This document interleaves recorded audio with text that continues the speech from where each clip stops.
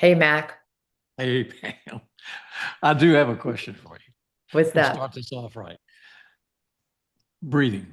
Hmm. I mean, I've read the books after I retired. I wasn't into breathing. I was doing sleep apnea. I was making appliances for sleep apnea, but I did not really delve into it extremely deep. So there's just so much about breathing and sleep. It's just a huge issue that I missed out on in my clinical days in dentistry. However, I know that you are really up on it and you are really into breathing and breathing correctly to help you live a better life. So please share with us what you now know about breathing and sleep. Well, I think even though you may have not identified what you were doing, you were helping people breathe better. And Yes. if we go back to the conversations of like what went wrong, because that's what it's all about, listeners and viewers. So many people come in with sleep issues or joint issues, but the two go hand in hand. And it all has to come from, you have to take a step back and think about what is causing your issues. What makes you feel like you're not breathing so well? If we think that there's one hose, okay, one hose, and it starts with the nose and it goes past the nose, down the throat, into the mouth, that goes down the throat and into our lungs. That hose can have different areas where it's constricted or pinched off. Okay. So if somebody comes in with breathing issues, we're going to talk to them, find out what they're suffering from. But then we're going to also start looking at anatomy and identifying essentially the kinks in their hose. As human beings, we know we're supposed to be nasal breathers. The nose filters air, it humidifies it, it purifies it. And when we inhale oxygen through the nose, in those membranes, the paranasal membrane, it starts to release nitric oxide, which is a super important gas and made predominantly and really almost only in the nose. And when that nitric oxide is made, as we continue to inhale the air down into our lungs, that nitric oxide gets into our lungs and goes into our bloodstream. Now, if we open our mouth and breathe through our mouth because there's some kind of nasal obstruction, meaning it could be inflammatory, listeners or viewers. So, like, what if you have an issue with something in the air, environmental, like allergies or sensitivities, or to an animal? Then what's going to happen is like these filters in your nose called turbinates, they swell up. And if they're swollen, it creates too much resistance. So the air can't flow easily. And as human beings, we're going to compensate everything to be a better breather. So if too much resistance in our nose, we'll have this propensity to open our mouth because it's a big hole and breathe through our mouth. Now, that mouth has no filter in it. It's a hole. It's a hole. That's all. It's a hole that we're supposed to use to eat and communicate with. There's no filter in there. So when we start to mouth breathe, then the air also touches the back of the throat and causes the tonsils to start to swell and the adenoids, which just sit right above them, to swell. Well, now we're getting a bigger kink in the hose, and it's even harder for us to breathe. So we become bigger mouth breathers. The other thing we're going to look at is that if the jaws are also too far back, so that's nasal compression and difficulty breathing through the nose. And we can talk about what to do about that because that's really important just a moment. But let's keep connecting that hose and walk down a little further into the throat. The oropharynx, the back of the mouth, is the next step. Now, if somebody has what we call facial compression, I think Mac, you and I were the first ones to ever actually call it that, but I hope that makes sense to our listeners and viewers. So let's say both your upper and lower jaw never develop forward enough. That means everything's set too far back. Well, if your jaw's protruded, set too far back, well, the tongue is attached to the jaw, and now the tongue is cramming that airway space in the throat, making it hard for you to breathe that way.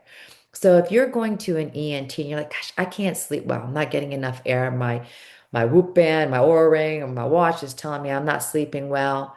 And they're looking and you're like, I don't feel congested in my nose. then they look up your nose and like, yep, you look completely clean. Your turbinates are clean, passage is clean, but they're like, everything's fine. You're wondering, why on earth am I not breathing? Well, make sure, maybe the structural issue is the jaw being too far set back.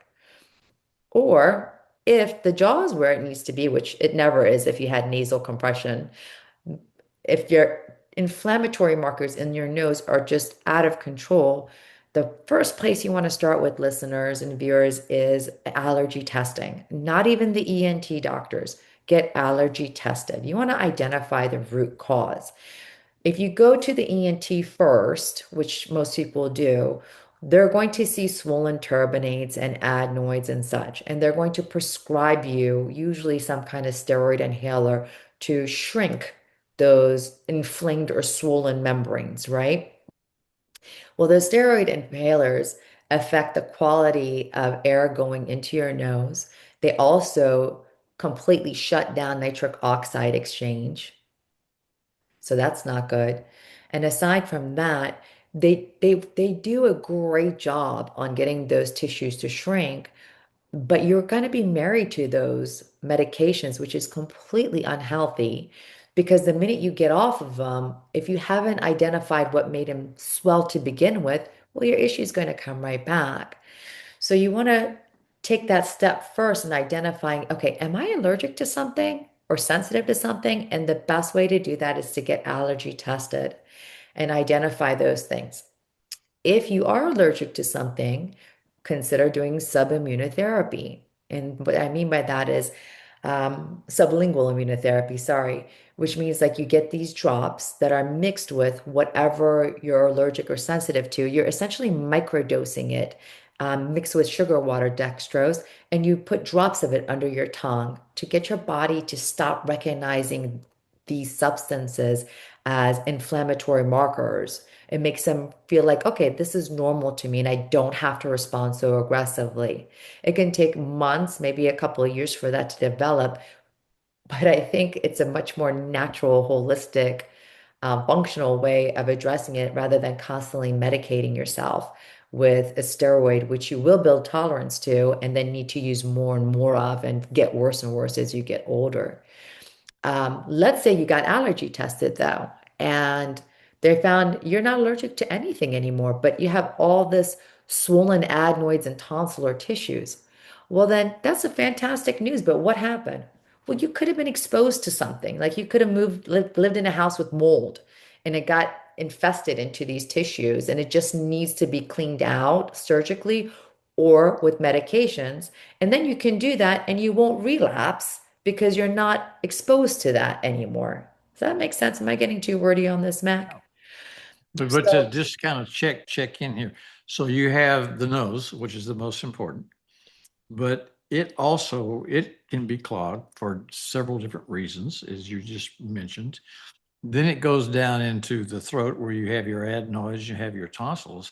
And if the jaw is too far back, that's restricting the airflow in that section. So section one and section two are subject to obstructions, and the obstructions are what keeping you from breathing normally and correctly. Am I on the right track? that is correct. That is correct. The other thing that everybody needs to consider, and I know it's not an easy one to hear, is obesity. If you're very heavy, you're going to have fat Mm. tissue in the throat, and that's going to also constrict your airway. So weight loss could and should maybe be something you consider, ideally through diet and a little bit of exercise, working on that. And then the fourth component is just the psychology of it all. You know, people who tend to have anxiety tend to be short breathers, like chest breathers and not belly breathers. And it's funny, like when we think belly breathing, we think the belly's supposed to go out. It's not supposed to go out. The diaphragm actually goes down, not out. So practicing good breathing techniques, like such as Buteyko breathing, is fantastic. It's not the way we're supposed to breathe all the time, but it's the way to breathe to reset your blood's pH. So shallow breathing causes too much carbon dioxide buildup in our body, and it makes our body or our blood more acidic.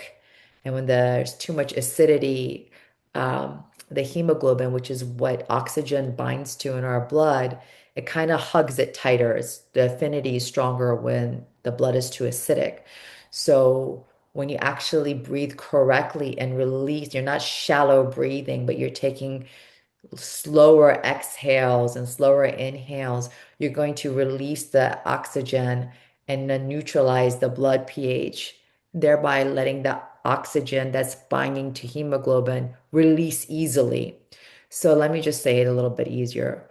If the blood is too acidic, the oxygen won't get to your tissues easily, including the brain. So learning how to breathe correctly is very, very helpful. And you guys can go to Buteyko Breathing, and they even have a free app for people. It's one of the best resources for breath work.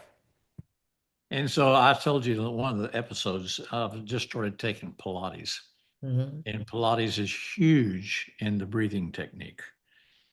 So as you do one exercise, you're breathing through your nose and exhaling through your mouth.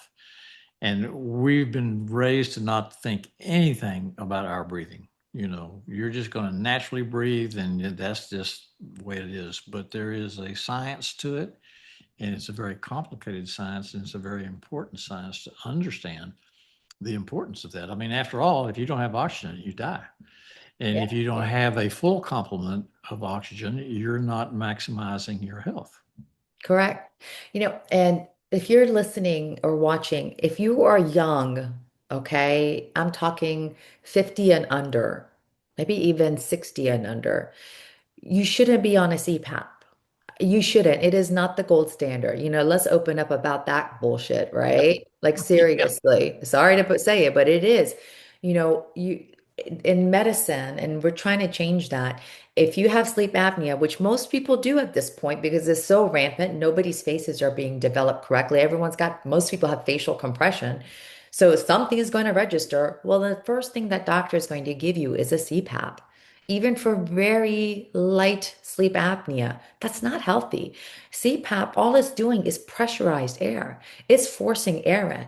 And the further your jaw set back, or the more obese you are, or the more inflammation you have in your nose, the stronger they're going to force that air down your throat, which guess what? Makes everything irritable and swell even worse. So Dries those it out. Right? And then the few people that are CPAP tolerant become CPAP intolerant, and the medical doctor's like, I wonder why this is happening, and the patient's like, I hate this thing being strapped to it. A CPAP is not healthy. There's a point and a place for it, okay? For morbidly obese, very elderly people, I would highly recommend it. For younger people, meaning under the age of 70, if you're not going to lose weight and you are severely obese, understood, that's going to be your option. But you could also do an oral appliance to get at least the tongue out of the throat and decrease the pressurized air. Again, CPAP is just blowing hot air, if you will. It's not fixing So, anything. and you talking about young being 70, it is young, so last week had my 81st birthday. Woo! Oh my And goodness. Sorry I missed it, Mac. Happy birthday. well, you have one coming up too, don't you? I do Or next week. Yes. yeah, yeah. And so now we're visiting people my age. Even went to high school with in nursing homes and going to funerals and people being unhealthy. They can't walk. They have this problem. They have that problem. And let me tell you, from one that's been there and it is there, your health is all you got. Yeah. And oxygen is a huge part of one's health, Mhm. along with not having pain, along with not having inflammation, along with being able to walk, be able to do all the things we do. And staying in shape is just absolutely imperative if you want to live. And when I say live, I mean live, be able to be on your own and be able to get around and take care of yourself and not have to be taken care of. I'm Yeah. not one, and I don't think you're one that wants anybody to take care of them. No. So that's just my heartfelt message to our listeners. And it's all connected. The teeth, everything is connected. So just have to pay attention. And by the way, if you've watched this long of this episode, That means you're interested. So please sign up to us, follow us, Subscribe. and share, subscribe, do all those things that help us get this message out because we're doing it for people who want to be healthy. That's exactly right. Well said, Mac. And everybody listening, this is Dr. Sensei. He walks the walk. He talks the talk. And I want when I grow up, I want to be like you, Mac. I mean that Yeah, well, you have a ways to go to grow up, 100%. Thanks, not to be Mac. like me. You're too much like me as it is. I appreciate that. It's a compliment. Always a pleasure.